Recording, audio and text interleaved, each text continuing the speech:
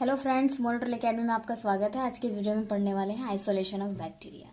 So friends, isolation of bacteria में हम पढ़ेंगे कि बेसिकली जो बैक्टीरिया है वो किस तरीके से हम उसको आइसोलेट कर सकते हैं on the culture method. And culture method के अंदर हम on the solid media, liquid media and automated system के through and non culture method के थ्रू तो हम किस तरीके से आइसोलेट कर सकते हैं बैक्टीरिया को। सो यहाँ पर जो आइसोलेशन ऑफ बैक्टीरिया ये काफ़ी इम्पॉर्टेंट होता है फ्रेंड्स। हमारे जो हम माइक्रोबायोलॉजी के अंदर स्टडी करते हैं। सो इसके मेथड जो हैं वो अभी टू टाइप्स के मेथड है, एक तो कल्चर मेथड है, एक नॉन कल्चर मेथड है। जो कल्चर मेथड है हमारा on the solid media, on the liquid media और ऑटोमेटेड सिस्टम है, ठीक है। And non culture method. So first हम डिस्कस करेंगे culture method. So the specimen receive in the laboratory are plated on the culture media. So हम क्या करते हैं, स्पेसिमेन रिसीव करते हैं लेबोरेटरी के अंदर और कल्चर मीडिया के ऊपर उसको स्ट्रिक करते हैं कल्चर प्लेट के ऊपर। And the appropriate culture media is selected depending upon the bacteria suspected. तो एप्रोप्रिएट कल्चर मीडिया लेते हैं, ठीक है। So the following precautions need to be taken into consideration when the culture method are proceed. तो आपको ना काफ़ी सारे जो प्रिकॉशंस की ज़रूरत होती है जब आप कल्चर मेथड परफॉर्म कर रहे होते हैं। So basically optimal atmospheric condition, आपका जो एटमॉस्फेरिक कंडीशन है वो बिल्कुल ही ऑप्टिमल होना चाहिए। सो ऑप्टिमल टेम्परेचर होना चाहिए। ये नहीं कि आप किसी में हाई टेम्परेचर रख रहे हो, किसी में लो टेम्परेचर रख रहे हो, ठीक है। And growth requirement of the bacteria, यहाँ पर ग्रोथ रिक्वायरमेंट होती है बैक्टीरिया की।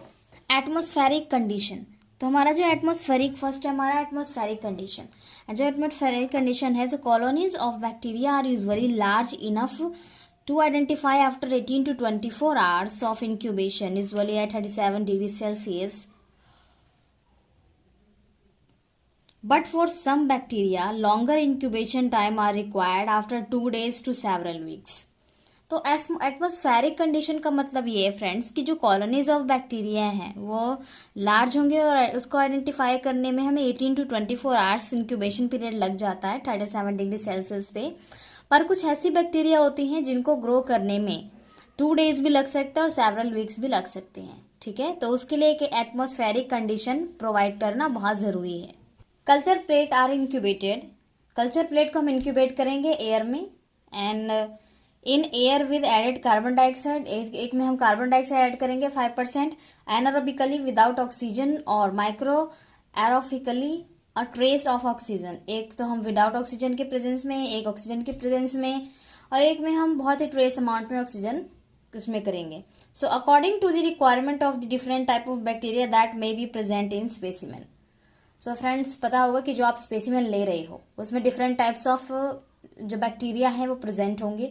तो जो बैक्टीरिया है, ठीक है, जिसमें उसको ग्रो करनी है उसके अकॉर्डिंग उसका टेम्परेचर होगा, एटमॉस्फेरिक कंडीशन होगी, वही बैक्टीरिया उसमें ग्रो करेगी। सपोज कीजिए फ्रेंड्स कि एक ह्यूमन बीइंग है, ठीक है। ह्यूमन बीइंग क्या है कि जब तक आप उसको खाना पानी दे रहे हैं वो जिंदा रहेगा। अगर वो खाना पानी नहीं दे रहे हैं आप तो क्या करेगा, वो मर जाएगा। लेकिन जो बैक्टीरिया है वैसे हम बैक्टीरिया को देखते हैं, जैसा उसको न्यूट्रिएंट्स मिलेगा उसी तरीके से वो ग्रो करेगा। अगर आप चाहते हैं, जो बैक्टीरिया होते हैं उनके डिफरेंट इंक्यूबेशन टेम्परेचर्स इसलिए होते हैं क्योंकि कुछ बैक्टीरिया बहुत कम टेम्परेचर में ग्रो करते हैं, कुछ बैक्टीरिया बहुत ही ज़्यादा टेम्परेचर में ग्रो करते हैं और कुछ नॉर्मल टेम्परेचर में ग्रो करते हैं। तो जैसा टेम्परेचर आप न्यूट्रिएंट्स प्रोवाइड करेंगे उसमें वो वैसे ही बैक्टीरिया ग्रो करेंगे according to the requirements of the different type of bacteria that may be present in specimen. तो जैसा कि आपको डिफरेंट बैक्टीरिया रिक्वायरमेंट है तो वो क्या है, स्पेसिमेन के अंदर प्रेजेंट होते हैं।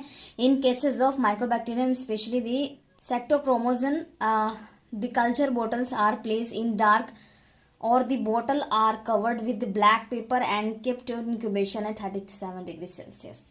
अब क्या है temperature of the bacteria require a temperature of 37 degree Celsius for optimal growth। तो 37 डिग्री सेल्सियस एक ऑप्टिमल ग्रोथ टेम्परेचर है जिसमें बैक्टीरिया ग्रो कर सकते हैं। So this temperature is provided placing the inoculated culture plates in the incubator set at 37 degree Celsius. क्या करते हैं हम, जो कल्चर प्लेट्स हमने बनाई है उनको इंक्यूबेट करने के लिए हम इंक्यूबेटर में रख देते हैं जिसमें हमारा टेम्परेचर होता है 37 degree Celsius.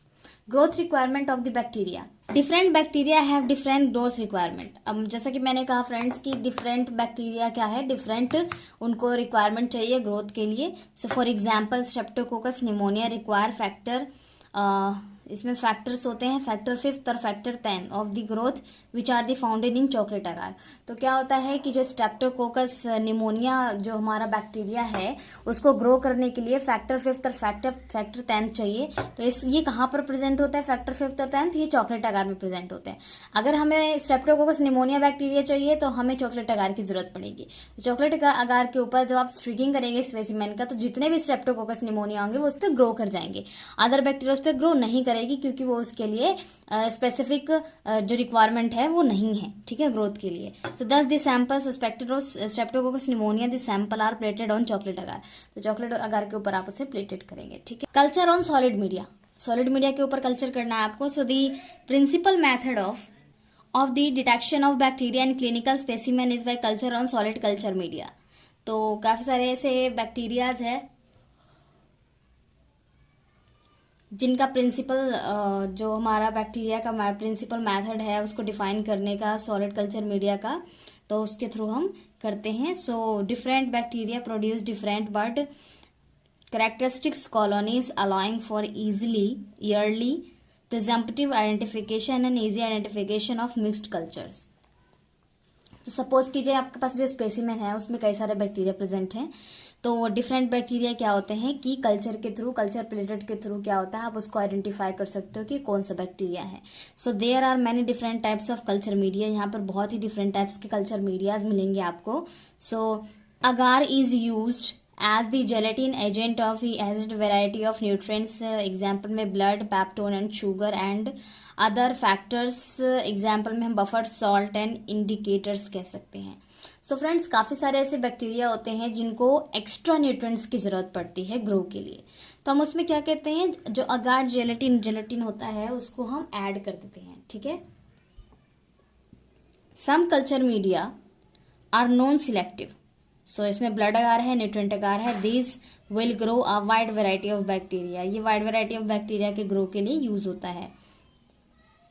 While some example मैकॉनकी अगार आज मोर सिलेक्टिव, ये क्या होता है, मैकॉनकी अगार मोर सिलेक्टिव है in the case of through of addition of bile salt selecting the bile tolerance bacteria found in the large intestine such as Escherichia coli. Escherichia coli के लिए क्या करते हैं, ये बेसिकली लार्ज इंटेस्टाइन में present होता है, इसके क्या करते हैं हम बाइल सोल्ट अलग से ऐड करते हैं जो बाइल टॉलरेंट बैक्टीरिया को फाउंड करता है, जो लार्ज इंटेस्टाइन में प्रेजेंट होता है एस्क्रीशिया कॉली, जिसको हम ई कोलाई भी कहते हैं।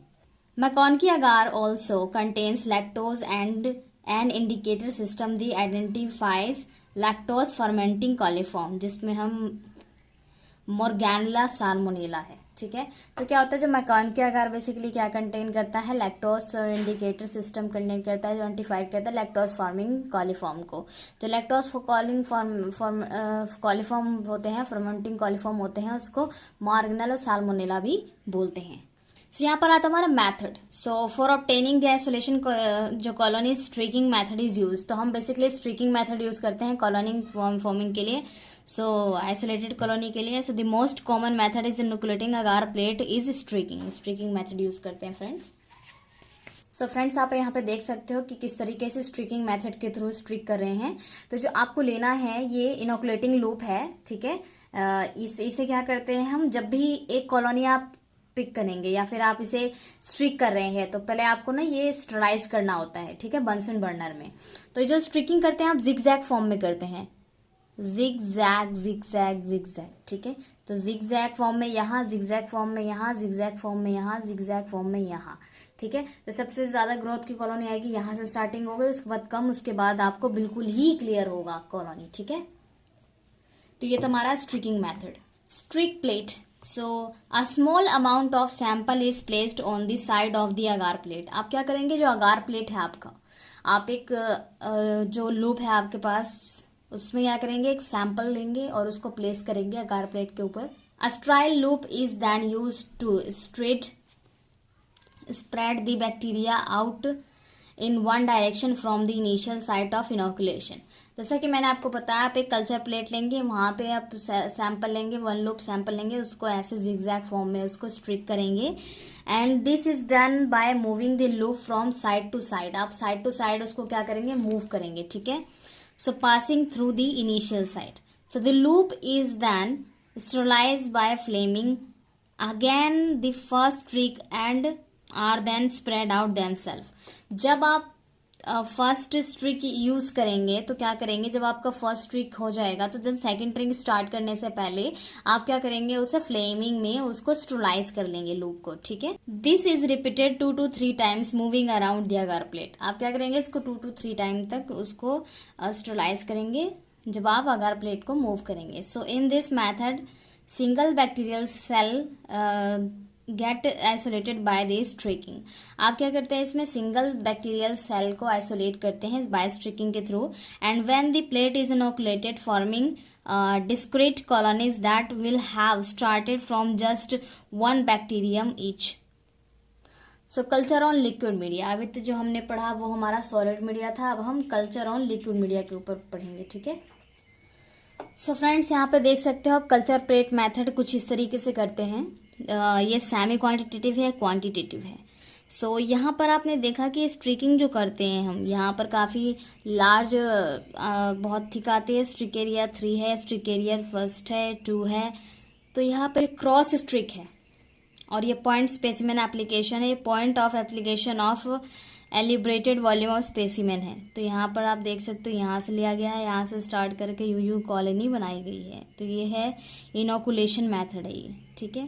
सो फ्रेंड्स, अब हमारा culture on liquid media. So bacteria can also be grow in liquid media, जिसको हम ब्रॉथ भी कहते हैं। So bacteria grow in easy to detect as the clear liquid turns turbid, so usually 24 to 48 hours, but incubation may need to be extended to 14 days or more. तो क्या होता है friends, जो बैक्टीरियल ग्रोथ है वो easily detect कर सकते हैं हम क्लियर लिक्विड में, क्योंकि ये क्या होता है जब ग्रोथ हो जाती है तो ये टर्बिड हो जाता है, ठीक है। सो इसको हम इंक्यूबेट कर सकते हैं और 24 to 48 आवर्स, और कभी ज़्यादा टाइम भी ले सकता है आपका, जैसे कि 14 डेज और उससे ज़्यादा भी। So the disadvantage is that by itself it not easy to determine the type of bacteria present on whether a mixed growth has occurred. So and in most cases the both broth must be subcultured into solid agar media. तो क्या होता है, इसके disadvantage भी बहुत है friends, क्योंकि क्या होता है आप इजीली डिटरमाइन नहीं कर सकते, ठीक है। इसमें जो बैक्टीरिया है आप उसको इजीली डिटरमाइन नहीं कर सकते, और ये इसमें क्या होता है कि सब culture solid media solid agar जो होता है, so this causes it additional delay to culture result. तो क्या होता है, ये कॉज करता है एडिशनल डिले, ठीक है, डिले कॉज करता है।